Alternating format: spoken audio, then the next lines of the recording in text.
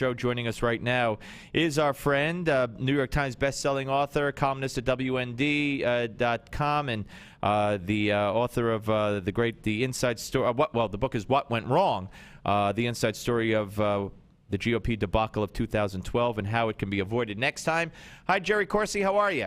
I'm great. Great to be back with you. Thank you. Well, my pleasure as always, sir, as you well know. Okay, two stories. I want to get to the one that's more recent, and that is, and I've been asking this question for the whole show. I asked this question yesterday, and the question is, how the heck do we know that it was Assad who set off the chemical weapons? I had John Bolton on the day that this attack took place, and John Bolton said, I put nothing past Assad, but it wouldn't really make sense because the UN inspectors had just arrived. He has Russia on his side at the UN, so nothing could get through the UN. He's winning. Why on earth would he pick that day of all days to go launch a chemical attack on civilians? And you write at WND today that, in fact, it was the rebels who launched that attack.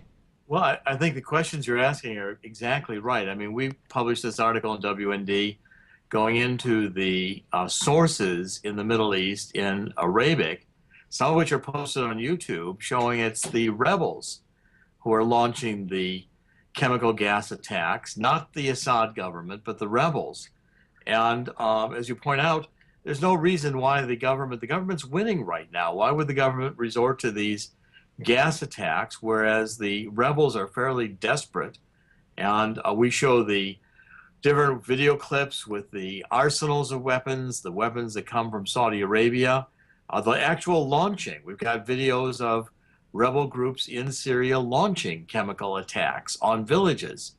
So, you know, again, the UN has not given its word. There's been no official determination. And John Kerry, Secretary of State, comes out and says, we have incontrovertible proof. Well, you know, it's not like the Cuban Missile Crisis. We don't have John Kennedy sending Adlai Stevenson to the United Nations showing the YouTube pictures of the missiles in Cuba. We don't see the evidence. Right, and not only that, I mean, they didn't say what the evidence consists of, and how would they have gotten the evidence so quickly when just the other day, actually what Kerry said yesterday was, you know, it's common sense that it would be Assad. Basically, that seems to me to be the evidence that they have, is that it's common sense, and then now I heard today that, well, we know the rebels don't have him. Well, if we know the rebels don't have him, then anytime chemical weapons have been used, and anytime they would have been used, we would immediately pin it on Assad. And so the warning would have been from the beginning that if they're used, we know it's Assad. But they never said that. They always left open the door that the rebels might have their hands on some chemical weapons. So this whole thing is crazy.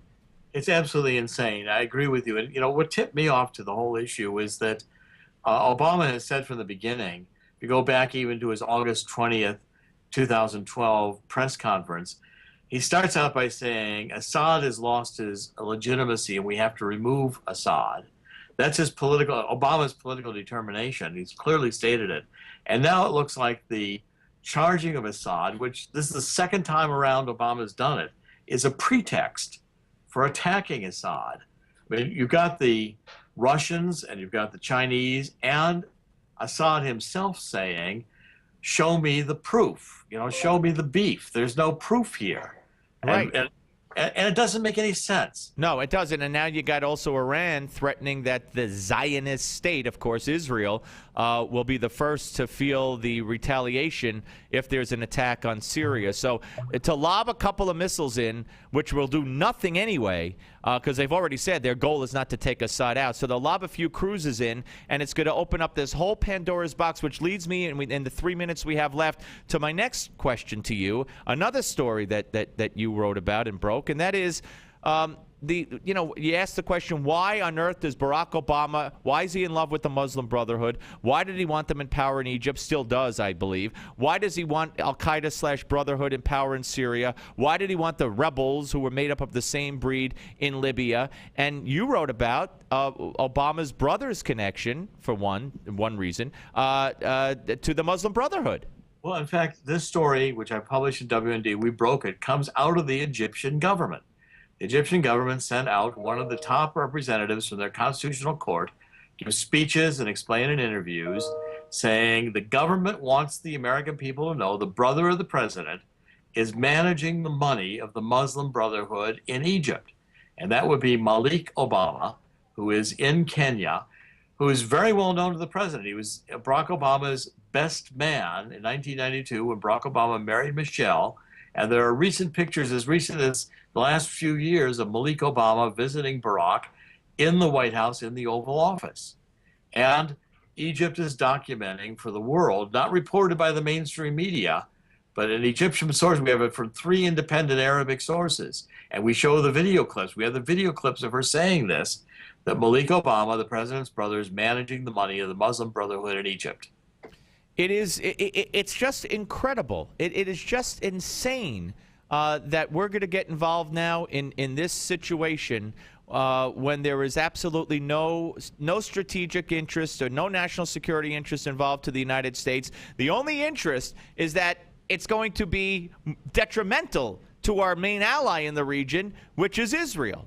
I mean, Israel says take out their chemical weapons, but that's not what this is all about. I mean, you start launching cruise missiles into Syria, the whole region is going to be in turmoil. And what's even more insane, Jerry, is that what we're talking about now, you will never hear in the mainstream media. Never. Never. And look, this means it's the potential of the United States going to war directly with Russia. Because if Russia's involved in the defense of Assad in Syria, it could be very quickly past the surrogates. This is the beginning, it's the potential of the beginning of World War III. Well, let's hope we're both wrong on that. And China also sounding a very serious warning against us taking any action. Where is the proof that these chemical attacks are from Assad? I'd love to see it, and so would you, but the media really couldn't care less, and Obama knows that he has them in his pocket. Hey, listen, Jerry, always a pleasure, sir. Thank you. Thanks, Steve. Always a great pleasure and honor to be with you. Thank you. All right, Jerry Corsi, ladies and gentlemen. Read him at WND.com and